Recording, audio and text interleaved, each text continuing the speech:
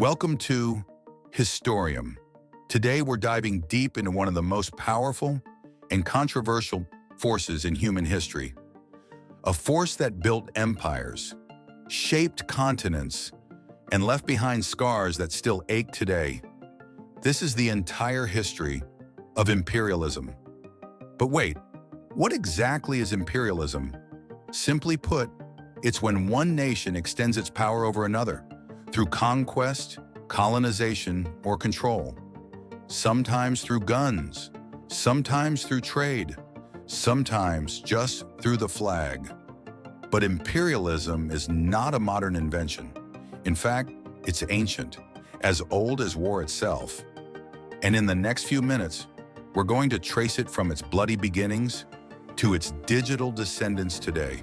So buckle in, because this is going to be a wild ride through 5,000 years of ambition, violence, glory, and resistance. Let's rewind all the way back to around 2300 BCE. Enter Sargon of Akkad. He didn't just conquer cities, he built the world's first recorded empire. One ruler, many peoples, unified under one brutal vision. From there, it was on. The Persian Empire followed under Cyrus the Great. Surprisingly tolerant, he let local cultures flourish and even freed the Jews from Babylon. But make no mistake, he ruled through power. His empire stretched from India to the shores of Greece. Then came the Romans, the masters of empire building. They paved roads, spread Latin, built cities, but crushed rebellions with an iron fist. As the Roman historian Tacitus once wrote, "They make a desert and call it peace." Sound familiar? Fast forward to the 7th century, Islam spreads across Arabia, and within 100 years, the caliphates expand from Spain to Central Asia. A religious movement becomes a political superpower. Then, boom, the Mongols. In the 1200s, Genghis Khan unites the steppe tribes and unleashes the fastest land conquest in history. Cities are reduced to ash. Millions die. But it's not all destruction. The Mongols also pioneer communication routes, protect trade across the Silk Road, and embrace multiple religions. Still, they were conquerors first. And when the empire split, their grip on history faded just as fast. Now, as of 1492, everything changes. Columbus sails west and opens the floodgates to a new age of empire. The Spanish and Portuguese divide the world with a literal line on a map, the Treaty of Tordesillas. Soon, the British, French, Dutch join the race. But this isn't just exploration, it's exploitation. The Columbian Exchange swaps goods and germs. While tomatoes and horses cross oceans, so do smallpox and stolen people. Indigenous empires, like the Aztecs and Incas, are wiped out by guns, germs, and greed. Gold and silver flow into Europe, while millions die in the process. A new world or a new nightmare for the ones already living there? Here's the dark economic engine behind it all. Slavery. From the 1500s to the 1800s, over 12 million Africans were captured, chained, and sold across the Atlantic. Why? Because sugar needed harvesting, cotton needed picking, tobacco needed curing, and the profit was massive.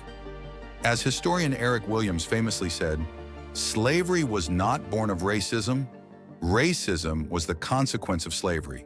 And that system, that brutal machinery, helped build the wealth of Europe's empires on the backs of broken bodies. Next, let's talk about the big one, the British Empire.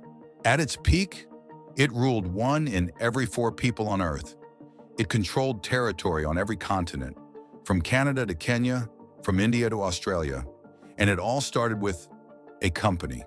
The British East India Company began as a trade network, but by the 1700s, it had its own army, its own taxes, its own empire. After the Sepoy Rebellion in 1857, Britain took full control of India, and from there came railways, tea exports, English education, and famines, deadly famines. In Africa, the Berlin Conference of 1884 divided the continent between European powers without a single African at the table. Imagine that, the future of millions decided in a room full of colonizers. But imperialism was never unchallenged. In Haiti, enslaved people led the only successful slave revolution in history, toppling French rule in 1804. In South Africa, the Zulu Empire resisted British and Boer invasions. In India, Gandhi turned salt into a symbol of resistance. The weapons changed, swords to speeches, but the fight never stopped. As the African proverb goes, until the lions have their own historians, the history of the hunt will always glorify the hunter. World War I, World War II, the old empires bleed themselves dry. Soldiers from colonies fight and die for European wars, only to return home and ask, why should we still be ruled by you? The 20th century becomes the age of decolonization. India gains independence in 1947. Dozens of African nations follow in the 50s and 60s. The French are forced out of Vietnam. The Dutch leave Indonesia. But independence didn't mean peace. Old imperial borders had sowed deep divisions, and new powers were about to rise. Enter the Cold War. Now it's not about land, it's about influence. The US and Soviet Union battle for the hearts, minds, and governments of the world. They arm dictators, back coups, fund revolutions. Meanwhile, American corporations spread across the globe. Coke, McDonald's, Hollywood. Exporting more than just burgers. Ideas, culture, power. Some call it neo-imperialism, not with flags, but with contracts. Not armies, but algorithms. So what's the price? Many former colonies are still trapped in debt and poverty.